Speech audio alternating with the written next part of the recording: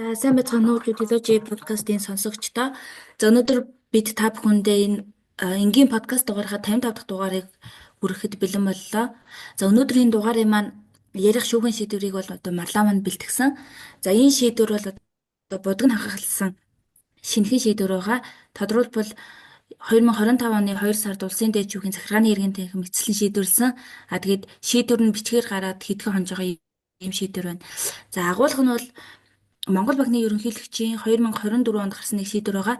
За энэхүү шийдвэр нь бол зээлийн мэдээллийн сангийн зарим төрлийн мэдээлэлд өөрчлөлт оруулад хугацаа илэрсэн болон чанаргүй зээлийн мэдээллийг одоо нөгөө авилгаанаас хасах ийм шийдвэр гаргасан. Тэгээ энэ шийдвэр нь шүүхтэр очсон ийм сонирхолтой маргаан байна. Ингээд марлаа маань шийдвэрээ дэлгэрэнгүй танилцуулах уу? Тэгээ.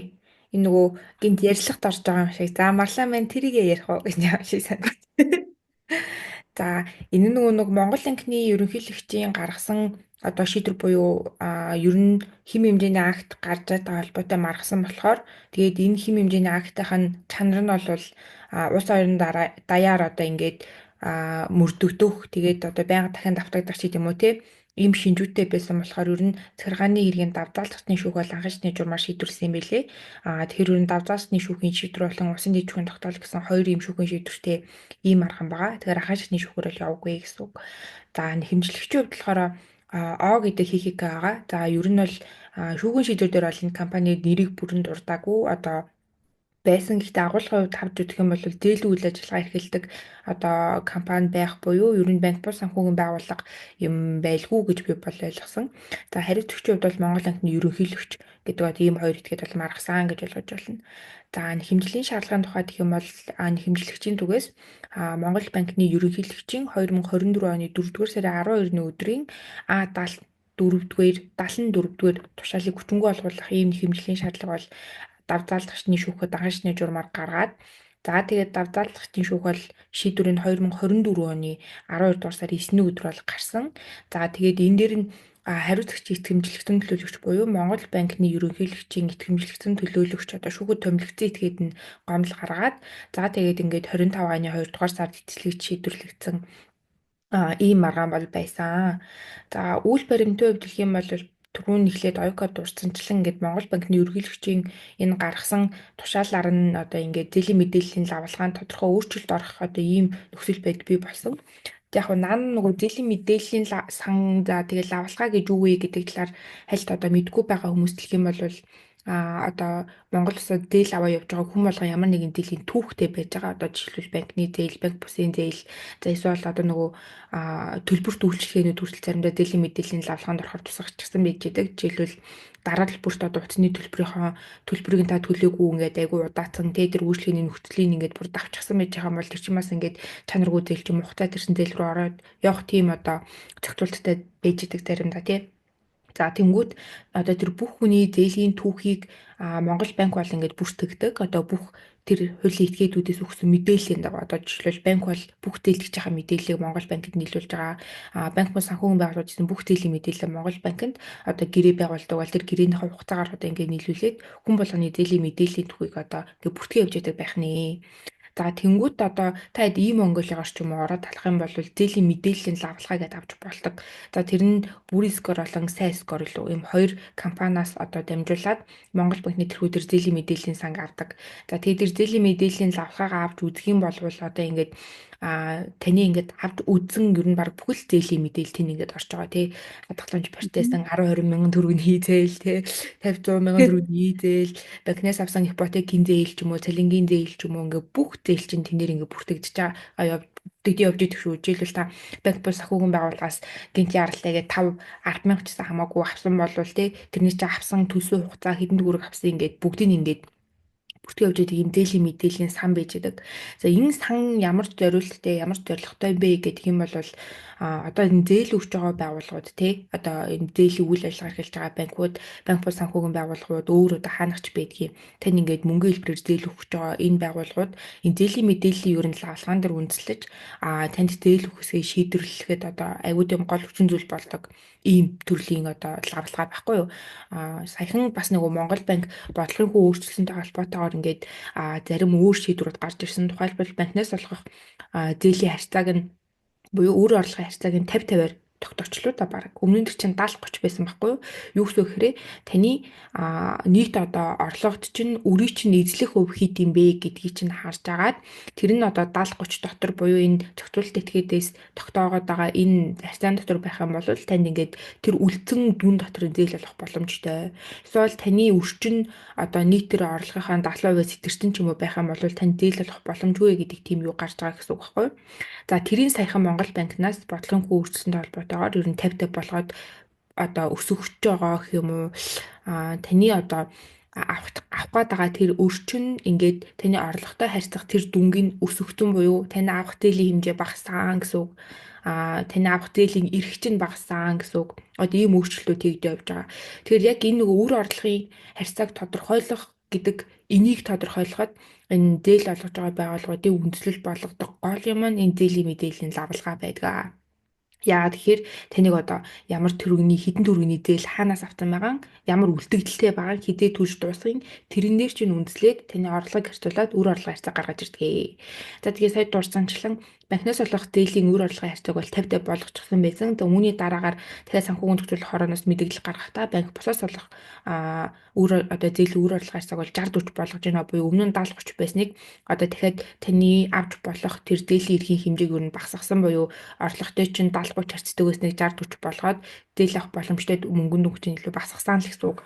Ер нь бол яг үүний зорилго нь одоо зээлдэгчийн юу гэдэг чинь тэр нөгөө бүр орлогогүй одоо зээлэглэх чадваргүй болгох ч гэдэг юм уу те 100 одоо нийт сая төгрөгийн орлоготой байсан чинь шууд сая төгрөгөө зээлэнд өгдөгс бол бараг орлогоосоо давсан зээл төлөх хэмжээний тийм одоо хүнд нэвтрүү санхүүгийн нөхцөл байдалд орохоос үргэлжлэн сэргийлэх зорилготойгоор энэ үр орлогын харьцаа ч юм уу гаргаж ирдэг.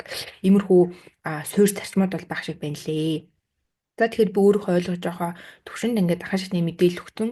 За тэгээд зээлийн мэдээллийн лавлгаа нь бол ийм одоо ач холбогдолтой, ийм зориулалттай зүйл байдаг бахнэ. Оюукагаас энэ хүрээнд тодруулах зүйл байна уу? Ер нь аюу сонирхолтой юм байна. Би бас нөгөө яг энэ зээлийн цаана яваад идэг энэ одоо авч болох зээл хадгаламжийн харьцаач гэдэг юм уу энийг бас мэдэхгүй яваад. Тэгээ сүүлийн үед бас нөгөө эдийн засгийн нөхцөл байдалтай холбоотой Монгол банк шийд эдэн шийдвэр гаргаад байгаа шүү дээ. Тэгээ цэрэн цаагаараа бас ийм нөлөөтэй гэдгийг мэдсэн чи сонирхолтой байна. Тэгээ нөгөө зээлийн лавлгаа би одоо яг үзээ сууж ин л да. Зөв зөв.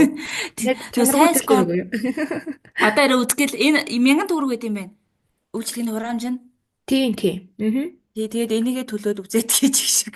Тийм ийм Монголиагаас ер нь 1000 төгрөг төлөө шууд авчих юм бол шууд гараад ирнэ. Тэгээд тэн дээр харах юм бол ингээд зээлүүд чинь бас өөрөө ингээд айгу ангилалтай юм шиг байгаа. Одоо жишээл ипотекийн зээл, зүгээр зээл одоо байрны зээл нь зээл эдэр ангилалтай орт юм байна гэж ойлгосон тий. Тэнгүүдээ шугамын зээл энэ төр гээд банк бусуудаас авч байгаа зээлүүд бас ялгаатай ордог юм бэ лээ. За тэнгүүд одоо нөгөө зээлийн ангилал энэ төр чинь бас айгу нэрийн явдаг.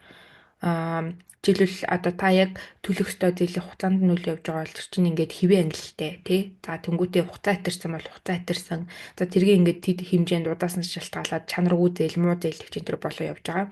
Тэгээ чанаргүй зээл, муу зээл гэх чинь тэр босон нөхцөлд одоо тэр зээл олох байгууллагаас одоо гаргасан үйлчлэгийн нөхцөл тохируулаад жишээлбэл банкуд, банк бусууд тань зээл олох боломжгүй гэдэг хүртэл шийдвэр гаргах боломжтой.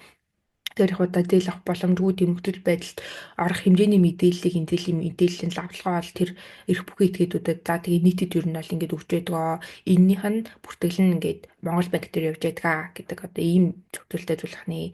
Тэг яг удахгүй энэ Монгол банкн дээр яваад байгаа зээлийн мэдээллийн лавлгааг ер нь тэр чигт нь одоо энэ хамтарч ажиллаад байгаа хоёр компани руугаа шилжүүлэх харилцаа бол яваад байгаа юм лээ. Бүрийн скор, сайн скор лөө. Яг энэ нь хараахан дуусаагүй л байгаа юм шиг байна лээ. Тэгээд тийм хөгжүүлэлт явчих юм бол хувийг хөвшсөн хоёр байгууллага шууд аваа явчихна гэсэн үг үү? Шууд аваа явна. Ер нь бол яг хуу энэ чинь нөгөө Монгол банк одоогоор зээлийн мэдээллийн лавлгааг бид нэр одоо бид эдийн зээлийн мэдээллийг одоо байгууллага шууд Монгол банк руу нийлүүлдэг. Гэхдээ чи одоо ийм юм гэж ягаас лавлгаа авах юм бол бүрийн скор, сайн скор өгөж аль нэгийг сонгож авч агаад шууд Монгол банк. Тий. Би сайн скороос адил. Тий. Тэнгүүт нөгөө нэг тэр байгууллагуудтай одоо нийт зээлийн мэдээлэл үйл ажиллагаа нийлүүлж байгаа байгууллагуудтай бүрийн скор, сайн скор аль нэг нь гэрээтэй.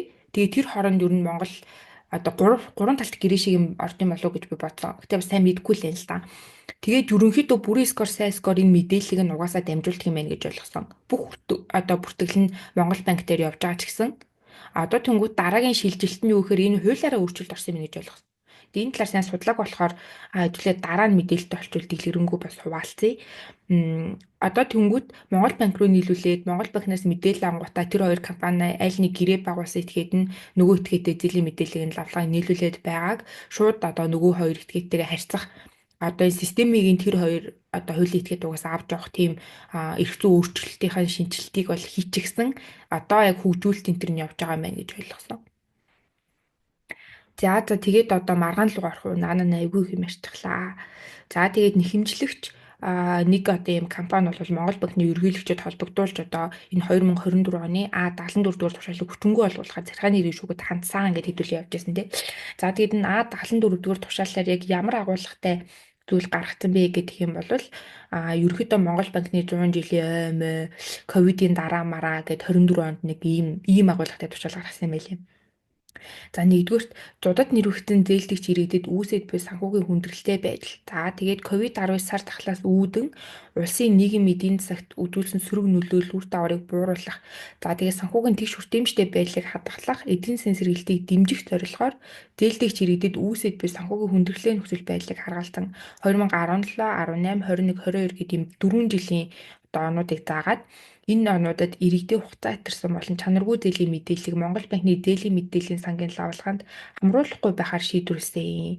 За тэгээд үүний дагуу одоо иргэдийн хугацаа хэтэрч зээлийг төлж дуусгаж байсан зээлийн түвхийг зээл болгогчдод бол мэдэх боломжгүй одоо ийм нөхцөл байдал үүссэн гэж байгаа. За тэгээд энэ тушаал дээр яг юу гэж дахид заасан бэ гэх юм бол энэ шийдвэр нь 2024 оны 4-р сарын 1-ний өдрөөс эхлэн хэрэгжиж эхэлнэ. За тэгээд анхаарал хандуулах буюу энэ дотор хугацаа хэтэрсэн. За тэгээд чанаргүй зээлийн ангилалд орсон зээл төлбөрийг 2024 оны 6 дугаар сарын 2-ны өдөрт багтаан бүрэн барагдуулсан тохиолдолд одоо энэ сая дурсан энэ 17, 18, 21, 22 оны чанаргүй зээлүүдийн болон зээлийн мэдээлэл авалгаанаас хаснаа гэдэг одоо ийм юу гүгсэн мэлээ. Тэгэхээр яг хуу 4 сарын 1-ээс гарангуутаа 2024 оны 6 сарын 20-ны өдрийн дотор буюу нэг зээлээ төлж дуусгах 2 сарын хугацааг өгөөд энэ хугацаанд та хугацаа хэтэрсэн чанаргүй зээлээ төлөө дуусгах юм бол энэ хугацаа хэтэрсэн чанаргүй зээлийн мэдээлэл чинь энэ лавлагаанд гаргаж ирэхгүй гэсэн үг. За тэгвэл лавлагаанд гарч ирэхгүй гэдэг чинь одоо та дахиад зээл авах хөтөл гаргаж байгаа бол тэр банк ч юм уу банк бус ч юм уу өөр одоо хаана байдгийг тэр бусад одоо тань зээлүүлэх гэдэг этгээдүүд таны чанаргүй зээлийн мэдээллийг мэдэх боломжгүй буюу мэдэхгүй тийм болохоор таны үр орлогын харьцаа арай сайн гарах. Эсвэл одоо чанаргүй зээлийн түүхтэй иргэдэд зээл авахгүй гэдэг байгууллага байсан бол таны чанаргүй зээлийг мэдгүй учраас танд зээл өгөх боломжтой ийм нөхцөл байдал үүссэн гэсэн үг байна.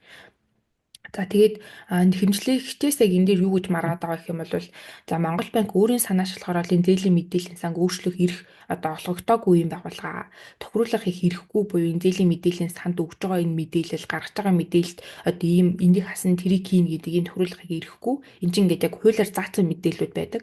За тэгээд зээлийн мэдээлэл үнэн зөв тусгагдсан байх хэвээр. Зээлийн түүхийг мэдэхгүйгээр зээл олгох нь одоо санхүүгийн салбарын доктортой байдал сүргээр нөлөөлөх үр дагавартай буюу одоо тэр хүний чинь үр орлогын харьцааг нь ингэж гаргахтаа өмнө нь одоо тийм уу зээлтэй байсан юм уу төлөөгүй зээл байсан юм уу тий тэр хүн тэрийгэ төлөхийн тулд дахиад зээл аваад төлсөн юм уу яатсан энэ яг бодиттой үр орлогын харьцааг нь гаргаж ирч чадахгүй учраас илүү сөрөг үр дагавартай юм шүү. За тэгээд өмнөх зээл яаж төлсөн байсныг бас ингэ мэдэх боломжгүй учраас зээл олгох эсэх шийдвэр гаргахад одоо энэ зээлийн үйл ажиллагаа эхэлж байгаа байгууллагад хүндрэлтэй маа гэдэг одоо ийм хэмжлэг агуулгыг бол гаргасан байдаг юм лээ.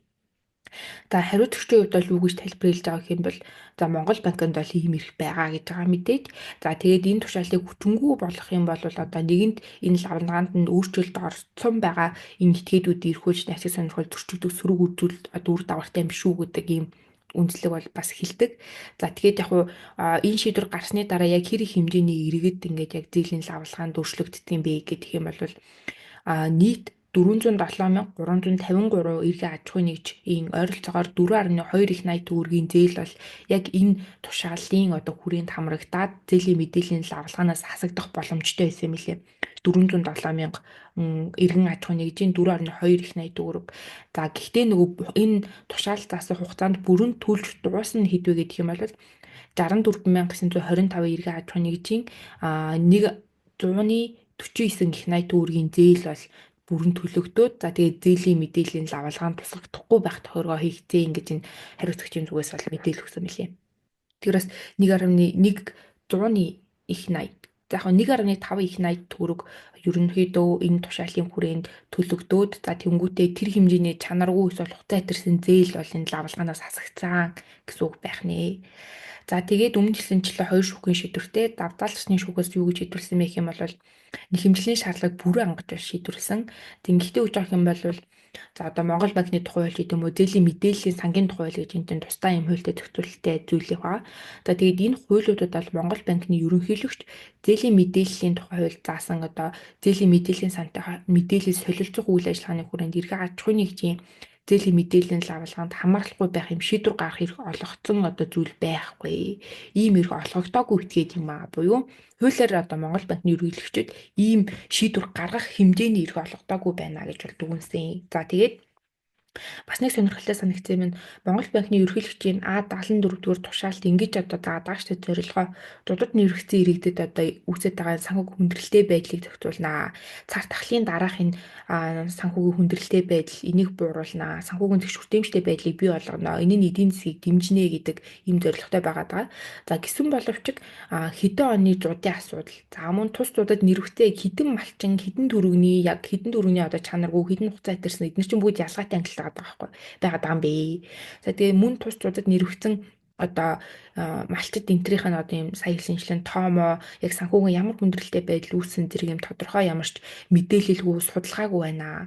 За мөн ковид 19-ийн дараа буюу цар тахлаас өршин сэргийлэх тэмцэх нийгмийн эдийн засгт үзүүлэх зөрүү нөлөөлөг бууруулах тухай хууль гээд 20 онд нэг батлагдсан даа нэг үйл. За тэрний 18-ийн нэгт бол энэ хууль бол 2022 оны 12 дугаар сарын 31-ний өдрийг дуустал үйлчлэн буюу энэ хууль аль хэдийн үйлчлээд дууссан байхад одоо энэ хуулийн зорилгод нийцүүлж юм уу те энэ хуулийг одоо санхүүгийн энэ хуульд заасан тэр нөгөө санхүүгийн үрдэмжтэй байдал майл эдийн засгийг дэмжих гэдэг энэ зорилгыг ингэж авч энэ тушаалд заасан энэ тушаал ерөнхийдөө өөрийнхөө заасан зорилготой зөрчилдөж байна. Ер нь тоо судалгаагүй байна гэдэг одоо ийм зүйлийг дурдсан байлээ. Миний ойлгосноор ерөөхдөө нөгөө нэг захиргааны байгууллагын шийдвэр нь зорилготой нийцсэн байна. Бодит байдалд одоо хэрэгжих боломжтой байна гэдэг тэр суурь зарчмуудад нийтгүй байгаа юм болов уу гэж бол одоо эрхтэн бас үндэслэлгүй ч юм уу те нэгэнд өөрт нь эрх олгодоогүй. За тэгсний дурдаад байгаа хууль мөл нь бол одоо нэгэнд өөрчлөх хүрээ нь бол дуусчихсан. Тэр хуулийн зохицуулах харилцаанд дууссан байхад түүнийг нь дурдаж тэр зорилгын дурдаж одоо үүнийг зохицуулах гэж байна. Үүний тулд бид нэр ийм шийдвэр гаргаж байна гэж байгаа нь бол ерөөхдөө бас эрхтэн үндэслэлгүй зорилготой нийцсэн байх гэдэг зарчмыг баримтлаагүй юм болов уу гэж би бас сүүл нь бодсон. За тэнгуут энэ одоо давзаалтны шүүхийн шийдвэрийг бол түрүүн хэлсэнчлэн хариуцагчийн итгэмжлэгтэн төлөөлөгч буюу Монгол банкны ерөнхийлөгчийн одоо шүүхэд төлөөлөхөөр заасан тэр этгээд нь улсын дэд шүүхэд гомдол гаргаад за тэгээд энэ нь эцсийн шатны одоо шүүхийн шийдвэр боловч ерөнхийдөө давзаалтах журмаар шийдвэрлсэн яг хоёр дахь шийдвэр нь гэсэн үг. Гэхдээ бол улсын дэд шүүх бол ингэж эцэслээ шийдвэрлэж байгаа. Нөгөө манай сонсогчид бол ер нь одоо хуулийн хүн биш бол гадрал өмнөх дугааруудыг сонссон бол ойлгож байгаа хаа нөгөө хэм хэмжээний акт буюу журам мурамтай холбоотой энэ зарим одоо хуульд заасан шийдвэрийг шууд хүн давзаалтны шүүх анхны шатны журмаар шийдвэрлээд хоёр шатны шүүхэн шийдвэр гаргаж байгаа тий. Тэгээ энэ бол яг тэр тохиолдлын нэг нэ гэсэн. За улсын дэд шүүхэд гомдол гаргахыг юу гэж шийдвэрлсэн бэ гэх юм бол давтаалдах шатны шүүхээс бол хуулийг зөв тайлбарлаж хэрэглэсэн тул за шийдвэрийг хэврүүлдэж за тэгээ хариуцагчийн итгэмжлэгтэн төлөөлөгчийн давтаалдах журмаар гаргасан гомдлыг хангахгүй орхиж шийдвэрлэе гэж байгаа. За ингэхдээ бол хэд хэд үндэслэг бол дурддаг. За нэгдүгээрт зээлийн мэдээллийн тухай хуулийн 6 дугаар зүйлийн 6-гийн 1-д бол иргэний зээлийн мэдээлэл дараах мэдээллийг хамруулна гэд за тэгээ гэрээний хугацааг хэтрүүлж гүйцэтгсэн. Эсвэл гүйцэтгээгүй байгаа зээл төлбөрийн дүнг заасныг бол маргааны үйлбэрэмжид холбогдуулан тайлбарлах юм бол Монгол банк болон зээлийн мэдээлэл үйлчлэгээ үзүүлэх этгээдийн эзэмшиж байгаа тэр зээлдэгчийн мэдээллийн лавлгаанд одоо энэ аливаа зээлдэгчийн зээлийн гэрээний хугацаа хэтрүүлж гүйцэтгсэн тухай мэдээлэл бол заавал байх агуулга юм аа. Энэ бол ингээд хуулиар заасан агуулга. Тодорхой нь бол энэ зээлийн мэдээллийн тухай хуулийн 6 дугаар зүйлд иргэний зээлийн мэдээлэл дараах мэдээллийг хамруулна гэдэг ингээд бүх мэдээлэл заасан. Энэ бүгдийг бол ингээ хуулиар заасан мэдээлэлээ. Уг мэдээллийг бүрэн дүрэн бүртгэсэн тохиолдолд мэдээлэл үнэн зөв байх ийм зарчим одоо цаана нь явдаг ийм одоо зүйлээ гэж усан дэд хууль тайлбарласан. За тэгээд гэтэл бол хариуцагчдад тодорхой цаг хугацаанд нэрлэн заагаад эргэн аж ахуйн нэгжийн зээлийн гэрээний төлөлтийн түүхийг харамрагдахгүй одоо байдлаар зээлийн лавлаа гарах тохируулгаас нь хуулийн сая заасан одоо энэ зээлийн мэдээлэл заавал байх зохицуулттай энэ мэдээллүүдийн заалтад нийцэхгүй ийхүү одоо хуулиар тогтоосон зээлийн мэдээллийн сангийн бүрдэлт хязгаарлалт хийх хэрэг бол хариуцагчдад бас байхгүй гэж үзэж байгаа. За хариуцагч бол юуг даваа гэх юм бол Төв банкны тухай хуулийн 4-р зүйлийн 4-2-т Монгол банк өөрөө үндсэн зорилгын хүрээнд санхүүгийн зах зээл за банкны тогтолцооны доктортой байдлыг хангах замаар үндэсний эдийн засгийн тэнцвэртэй хөгжүүл дэмжлэг үзүүлнэгээ заасныг хариуцагчаас бол энэ шийдвэр гарах эрх бол олгогдсон гэдэг одоо ийм байдлаар тайлбарлаад байгаа байхгүй. Одоо үндэсний эдийн засгийн тэнцвэртэй байдлыг хангана гэдэг юм ерөнхий заалтыг ер нь бариад бид нар ийм эрхтэй гэж Монгол банк бол үзээд байгаа гэсэн үг. Гэхдээ одоо шүүхүүд бол тайлбарлахдаа яг энэ одоо хуульд заасан иргэний зээлийн мэдээлэл юу байна гэдэг бол хуулиар нарийн тогтоосон ойлгомжтой харилцаа байна. Энэ одоо заасан мэдээлэлд Монгол банк бол өөрчлөлт оруулах мэдээллийг нь сая энэ тушаал заасан шиг хасах эсвэл нэг энэ хууль заагаагүй мэдээлэл нэмэх ч юм уу, үлийн юм шаардах ч юм уу тийм. Ийм зохицуулалт бол Монгол банкд байхгүй, ийм эрх байхгүй гэж тайлбарлаж байгаа гэсэн үг. За тэгээ энэ маргаанд хэрэглэгдэх наривчлсан зохицуулалтын хууль нь бол зээлийн мэдээллийн тухай хууль бөгөөд уг хууль нь хариуцагчийн нэрлэн дасан Төв банкны тухай хуулиар зээлийн мэдээлэлд хязгаарлалтын хэрхийг бол Монгол банкны ерөнхийлөгчд бол олгоогүй байна. За тэгээд нэхэмжлэгчийн эрх ашиг хэрхэн зөрчиж байгаа талаар хариуцагч бол хэлэхдээ нэхэмжлэгчийн эрх ашиг бол зөрчигдөхгүй байна гэж бол тайлбарлаад байдаг.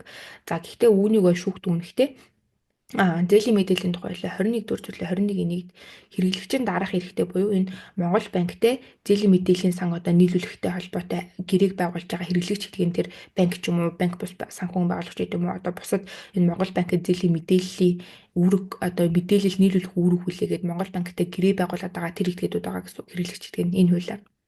За тэгээд зээлийн лавлгаа нь үнэн зөв бодиттой тодорхой их сурвалжид нийцсэн мэдээлэл агуулсан байхыг шаардах хэрэгтэй гэж заасан. Энэ тохиолдолд маргаан бүхэл тушаал гарснаар нь хэмжлэгчийн буюу одоо энэ хэрэглэгч гэдэг байгаа этгээдийнх нь үнэн зөв мэдээлэл авах эрх нь зөрчигдсөн буюу зээлийн төгс судлахгүйгээр зээлдэгч хугацаа төрсэн зээлтэй байсан эсэх түүний шалтгаан нөхцөл мэдэх боломжгүй зээл олох үр дагавар үүсэж байна. За тэгээд нэхэмжлэгч хуулиуд гэдгийг эрхүүлж нэсэх сонирхолд үүнээс л зөрчигдөх боломжтой байна. Зөрчигдсөн байна гэж бол үзэж байгаа. За тэгээд эндээс бас нэг хөндөгдөж байгаа асуудал нь сая дурсамжлан одоо чинь 2024 оны 4 сард гарангуйтаа 6 сарын 2 хүртэл зээлээ төлцөө иргэдийн одоо тэр түүхийг ингээд лавлгаанаас хасгаад байгаа. Тэнгүүд эн чинь энэ маргаанчин ингээд 2025 оны ихээр шийдвэрлэгдэж дуусангууд тэр нөгөө хүмүүсийн зээлийн мэдээллийн лавлгаанаас мэдээллийг нь аль хэдийн хасчихсан одоо байгаад байгаа байхгүй. Яг тэр 60 эдэн мянган иргэдийн 1.5 их 80 гаруй төгрөгийн тэр чанаргүй болохтай тэр чин зээлийн мэдээлэл бол хашчихсан байгаа даа. Тэгээ энэ тохиолдолд юу яах вэ гэдэг тэнгуут шүүх бол ийм зүйл сүүлд нь хэлсэн байлээ.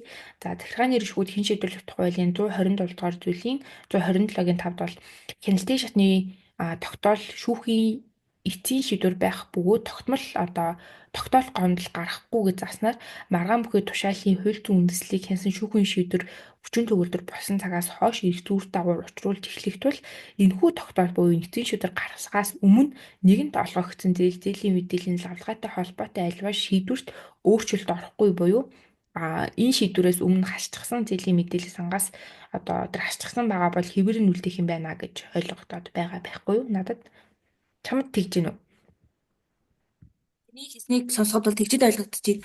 Бусад одоо яаж байгаа хүмүүсийг бол нэгэнд өнгөрсөн хүмүүсийг бол одоо эргэж өөрчлөхгүй. Одооноос эхлээд тэр шинээр бол хүмүүст тийм мэдээллийг нь одоо оруулахгүйгээр явахгүй гэж ойлгож байна. Яг нөгөө тэр зааснаар 24 оны 6 дугаар сарын 2-ны дотор төлтөн гэдэг чинь тэр уул ингээд бүр уул нэгэнд баг ингээд дууссан байгаа байхгүй. Тэгэж чанаргүй зээлээ төлж мөлхийн энэ тушаалын үүсэлт бол хамаарахгүй. Гэхдээ одоо миний ойлгосноор тэрний нэг follow up action гэх юм одоо тэр 6 сарын 24-ны 6 сар дотор амжаад төлсөн байгаа хүмүүс одоо бүгднийх нь мэдээлэл арилааг байгаа юм болов уу? Одоо бүгдээрээ нөгөө тэр хэсэг төлөөгүй байсан хугацаанд чанаргүй зээлдэгч гэдгээс арилгах ажиллагаанд хийгдээд л явж байгаа юм шиг санагдаад байна. Харин байж магадгүй л юм тэгжил бодсон бас харин яг тэр нь дуусахгүй байсан болов уу те одоо эцсийн яг ингээд таацсан гэсэн лавлгааныхаа мэдээлэл магадгүй өөр хүсэлт гаргаж хаалах юм бол тэр хүсэлтээ гаргаагүй ч юм уу тийм байгаа юм болов гэж бас бодсон. Тэгэхээр яг угаасаа яг энэ дээр асуудалтай үлдчихэж байгаа нь одоо тэгээд тэр хасчихсан хүмүүсийн мэдээлэлд ч та хасдаг үлдэх юм уу эсвэл эргэж лавлаганд нь оруулах гэдэг юм уу те гэдэг одоо Харин тайлбарыг бол ингээд хэмлэгч хариуцагчдаас айл нь гаргасан. За тэнгуут бол яг шүүхээс одоо энэ шийдвэр бол эзэн шийдвэр. За тэгээд энэ гарснаас хойш эн чинь ингээд хүчин төгөлдөр болж байгаа учраас энэ тогтоол гарахаас өмнө одоо нэгэн тологцсон зээлийн мэдээллийн лавлахаатай холбоотой шийдвэрлэлд өөрчлөлт орохгүй гэнгүүт харин одоо нэгэн тассан бол тэгээд тэргээр нүгдээ яал гэдэг тийм одоо дундын юм хийж өгсөн болов уу гэж бодсон шүү дээ. Гэтэ энэ бас айгу тодорхойгүй юм шиг санагдлаа. Одоо нөгөө цэцгийн шийдвэр яг ингээд хүчингү болдог шүү дээ. Цэцээр нөгөө Аа. хуулиуд. Аа. Тэгэхээр тэр бол бас тодорхой яг одоо тухайн хууль хүчин төгөр үйлчилж байсан хугацааны үйлчлэл үр дагавар бол хэвээрээ үлдэнэ. Одоо цэцгийн шийдвэр гарснаас хойш хүчингү гэж үзнэ гэдэг шүү дээ. Аа. Аа. Тэгэхээр захиргааны хэмжээ хэмжээний акт дээр ирэхээр хүчингү болгосон цагаас эхлээд хүчингү гэж үзэх юм. Өмнөх одоо тэгэхээр нэг хүмүүсийн эрх зөрчигдсөн бол тэр зөрчигдсөн эрхийг захиргааны иргэн шүүх сэргийж чадахгүй ч байгаа юм шиг Яаж сэргийлэх санагдчихлаа. боломжтой юм шиг те нөхөх юм шиг Тий. эсвэл ингээд ухарч авах юм Хэм шиг. хэмжээний актай холбоотой яг зөрчиж байгаа эрхийг яаж сэргийлэх юм гэдэг нь бас жоохон сонирн байна. Харин тэгээ энэ дээр яг нөгөө яг тэр зөрчилдөд байгаа эрх нь болохоор энэ зээл үйл ажиллагаа эрхэлж байгаа этгээдэд л этгээдүүд л байгаа юм л да одоо нэг хэмжил гаргаад Аха. байгаа. Тэгээ бодиттой мэдээлэл авах боломжгүй. За түүнээс шалтгаалаад үнэхээр үр орлогын харьцаанд хангагдаагүй үнэхээр чанаргүй зээлийн төвхтөө зээл олгосноос болоод дахиад нэг чанаргүй зээлтэй болдог ч юм уу тий. Тий. Тэр Айгу ингээд риск эрсдлийн нэмэгдүүлж байгаа юм биш тий. Тэр тийм одоо болж энэ зээлийн үйл байгаа. ажиллагаа эрхлэгчдийн. Тийм. Гэхдээ миний санд байгаагаар энэ Монгол банкны ерөнхийлөгч анхны ийм агуулгатай шийдвэр биш баха гэж би бодоод байгаа байхгүй юу? Ерөө өршөөгөө яваад идэм үү? Ер нь нэг иймэрхүү шийдвэрүүд үе үе гардаг юм шиг надад санагдаад яг нэг байнга жил 2 жил тавтагтаад биш ер нь хизээч үлээ бас нэг дээр үед гарч иж юмсыг санагдаад байгаа байхгүй юу. Тэгэхээр яг ийм шийдвэр ер нь дараа нь дахиж гарахгүй эсвэл хуулиар ийм ирэх бүр ингээд олгож ижил гарна уу гэхээс биш тий. Ийм шийдвэр бол дараа нь дахиж давтагдаж гарахааргүй одоо үр дагавар бүхий ийм шүүхэн шийдвэр бол болсон байгаамаа. Тэгвэл тэр агуулгаараа бол айгу зөв юм шиг санагдлаа. Тэгвэл одоо нөгөө Монгол банк энэ шийдвэр гаргаад хүмүүсийн зээлийн одоо чанаргүй түүхийг нь өршөөгöd байхаар хүмүүст нэг тийм хүлээлт үүсэж штэ. За тэг за нэг шийдвэр гарах байхаа гэдэг. Харин тийм тий. Тэгвэл шүүх яг энийг нь таслаад бас нэг тодорхой шийдэл гаргачих байгаа болохоор цаашдаа бас эерэг үр дагавартай юм шиг санагдлаа. Харин надаас тэгж бодогдсон. Тэгээ бас ерөн сонирхолтой.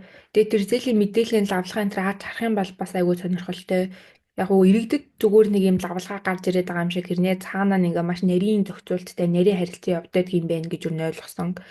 Тийм Дундуур нь байна. одоо сая энэ зээлийн мэдээллийн үйл ажиллагаа эрхлэх этгээдэнгүүт Монголд бол одоо угсаа хоёрын этгээд үйл этгээд байт юм лээ. Бүрийн скор, сайн Тийм скор байна. яг ийм Монголиа зэрэг гарч ирж байгаа. Тэгээ хувийн цаашид бол нэмэгдэх боломжтой гэсэн үг.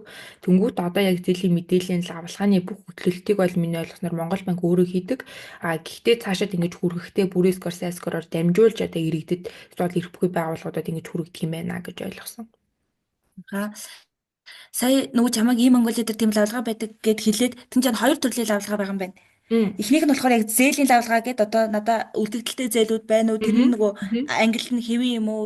Тэгээд наад дээр чинь дууссан төлөвлөгөө ч юм зээлийн уу? төвлөр нь бүгд гарч ирж байгаа хэвээр бүх зээл гарч Тийм ирж байна. байгаа. Тэгэхээр хүн нөгөө өөр одоо тухайд зээл ачаад нөгөө өөрийнхөө хизээ ямар хэмжээний зээл аваад байгаа, ямар үед аваад байгаагаа мэдэхгүй ч болно шүү дээ. Тэнгүүд энийг ингээд дараа нь нэгтгэж харангууд анализ хийж болох юм байна. За би нэг ийм үед аваад байгаа юм байна, ийм хэмжээгээр аваад байгаа юм байна, ийм хугацаанд төлөөд байгаа юм байна ч юм уу. Бүгөө төлөвлөлөө. Гэтэ яхаа Гэтэ энэ нэг зээлийн хүү гэдэг багна нь бол хоосон байгаад байгаа юм. Тэгэхээр тэр нь одоо цаашдаа сайжруулаа яваасаа үлээ. Бус хэсэг нь бол айгүй хэрэгтэй мэдээлэл юм байна уу? Тэгээд зээлийн онооны лавлгааг ахаад нэг 3,000 төгрөгийн лавлгаа л да.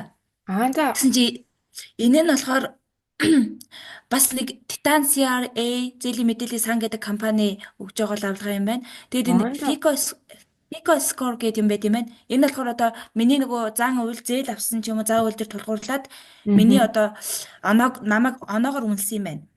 За. Тэгээ Google-ээр хайж үзсэн чинь Fico score гэдэг нь ер нь бол нөгөө зээлдэгчийн одоо зээлдэгчийн чадварыг юм уу үнэлэх ийм оноо юм байна л да. Тэгээд 5 рейнжтэй. Тэгээд хамгийн сайн оноо нь 800-аас 850 гэд байд юм байна. Тэгээд энэ оноон дээр үнслээд муу, сайн, маш сайн шилдэг мэлдэг энэ төр гэдэг үнэлэх юм байна. Нэс давгүй юу? Гайгүй бас одоогонд бол гайгүй л юм шиг. Наадах ч юм бол лав үзээгүй юм байна. Тий. Би тэгтээ ингэж нэг сонсч ирсэн нэг Америк хүнээс энэ Хм. нөгөө Америкт одоо энэ FICO score энэ төр гээд энэ бол бүр амар том их зүгээр дагавартай байдаг гинэ. Одоо энэ оноон дээр нь тулгуурлаад тэр хүнийг зүгээр шууд ингээд бүхэл санхүүгийн үйлчлэгээнүүд баг энэ оноогоор нь тэр хүнийг шууд үнэлдэг. Одоо Тийш үү Америкт ч уус ипотекийн нөгөө зээл нэг мэйл авахар болдог ч юм уу тий. Тэгвэл тийм нөгөө тийм кредит карт мартынхаа үйлчлэг нь бүр супер хөгжсөн. Бараг хүмүүс чинь нөгөө аха. кредит карт мартынхаа тэр одоо бүх төлөлт мөлөлт авалт мавалтынх нь юу н бичигдээд л яг энэ мэдээллийн лав шиг. Тэгэл тэрнийхээ одоо юуг нэмж гасаад л үр дэлэндээ орхон ороод дампуураад л явж юм шиг л шүү дээ. Аха. Тэгэхээр одоо манайд бол яг ингээд хөгжөөд эхэлж байгаа юм байна л да. Одоо Мгм. манай сонсогчид энэ дугаарыг сонсоод энэ зээлийн оноо гэдэг чинь одоо ирээдүйд улам хөгжиж явахаар бас танд айгүй нөлөө үзүүлэхээр энийг айгүй зөв арчилж явах хэрэгтэй юм. Тэгээ Google-с хайнгууд зүгээр яаж энэ фик оноогоо өсөхгүй өсөхгүй гэж шууд гараад ирчих. Зөв зөв. Гэтэ угаасаа ер нь бидэд яг уу цаашид одоо тэгэл нөгөө зээлмэл авахд бол угаасаа зээлийн мэдээллийн лавлгаа бас хамгийн том суурь болно гэдгийг ер нь мэдээд энийг өөр нь хараа явж байхад бол юугүй юм бэлээ. Аа. Тэнгүү гэх юм уу? Аха. Зөв зөв. За А тэгээ энэ тэгээ цагийн дугаар маань иймэрхүү дугаар байлаа. энэ маш сонирхолтой манайхаар одоо тэр болгоо ороод байдаггүй яг ийм санхүү эрхцүү хоёрын огтлцол дээрх шүүхийн шийдвэрийг танилцуулсанд мадлаа баярлаа. За баярлалаа. Тэгээд дараагийн дугаараараа уулзцгаая. Тэгээд түр баяртай. Баяртай.